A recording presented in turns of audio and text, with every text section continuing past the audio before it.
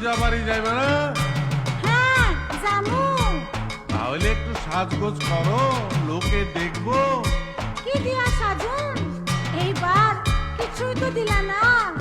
কেমনে দেমু? এবার পূজা বোনাসও পাইলাম না, তোমারেও কিছু দিতে পারলাম না। চাই না আমার রেশমি চুড়ি, চাই না আমার শাড়ি, ঢাকের বাজনা বাজে এবার যাবো পুজো বাড়ি। ও দেখতে যাবো মাকে আমার, সাজের কি দরকার? তুমি আছো সাথে আমার, সাজের কি দরকার? ও চাই না আমার রেশমি চুড়ি,